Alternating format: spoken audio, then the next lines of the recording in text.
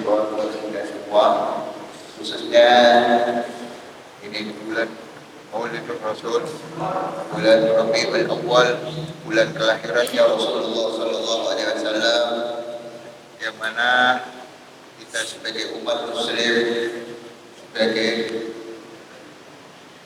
pengikutnya, pengikut Rasulullah Sallallahu Alaihi Wasallam, layak untuk bergembira atas kelahiran baginda Rasulullah Sallallahu Alaihi Wasallam.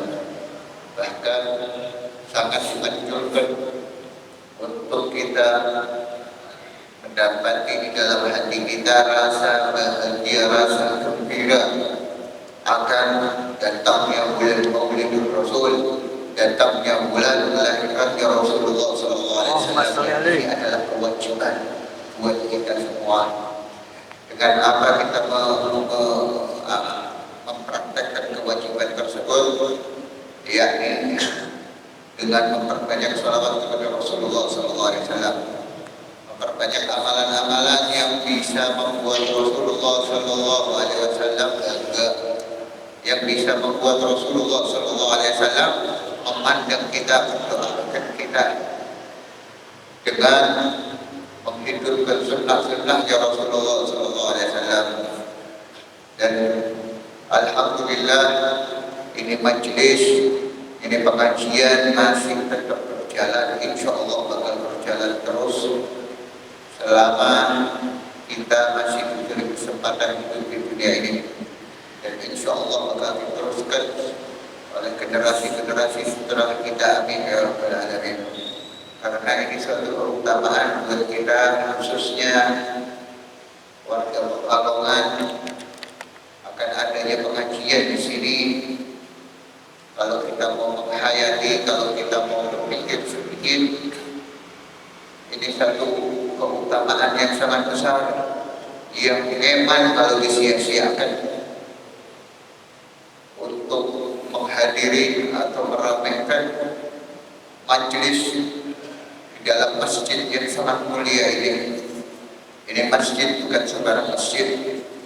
Yang kalian duduk di sini, yang kalian iktikaf di sini, yang kalian mengkaji di sini, sholat berjamaah di sini, insya Allah semuanya ini berada di dalam golongannya Habib Ahmad bin Abdullah bin Talib Al-Abbas.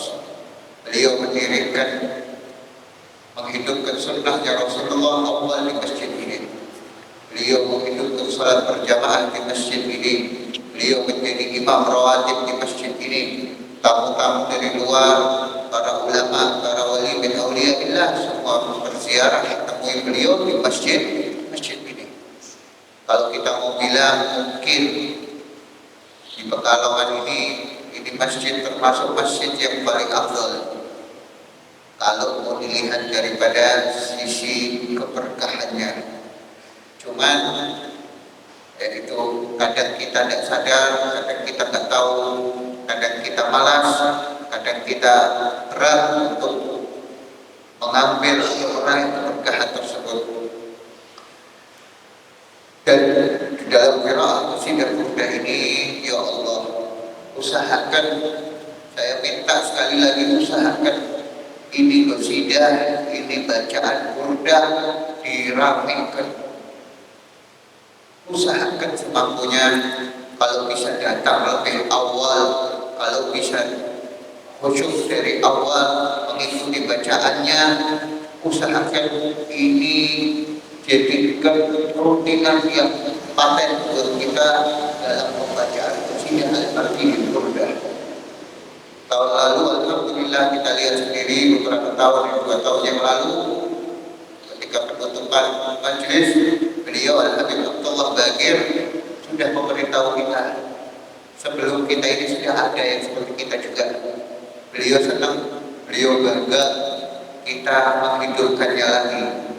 Beliau mendoakan kita, bahkan tidak satu kali, beberapa kali setiap ketemu sama saya itu pasti nanyakan gimana majelis burdah, gimana masjid wakaf, gimana jalannya, seperti itu. Ini yang hadir di sini insya Allah tetap dalam riayah, dalam pengawasan oleh beliau Al-Habib Abdullah Baqir, dan guru-guru kita semuanya ini yang masih hidup, belum lagi dari arwah orang-orang saleh, mereka yang hidup sebelum kita yang memakmurkan masjid ini, insya Allah ikut memperhatikan kita, ikut mendoakan kita. Makanya tolong ajak, kalau kalian bisa ajak saudara kalian, ajak teman kalian untuk duduk di sini bareng untuk mengambil keberkahan. La tafta, jangan merasa sungkan, jangan merasa nggak pede atau merasa malas atau bosan akan hadis, akan majelis seperti ini. Dan jangan sibukkan terlalu diri kita terhadap dunia. Itu yang bisa membuat kita orang lupa daripada menghidupkan sunnahnya Rasulullah SAW. Hadir majlis nomor 1, hadir pengajian nomor 1. Apalagi pengajian majlis tersebut yang didukung, yang sarana prasarana tempatnya mendukung keberkahan yang sangat banyak. Jangan kaget kalau kita orang mungkin sedikit, paling ini orang top.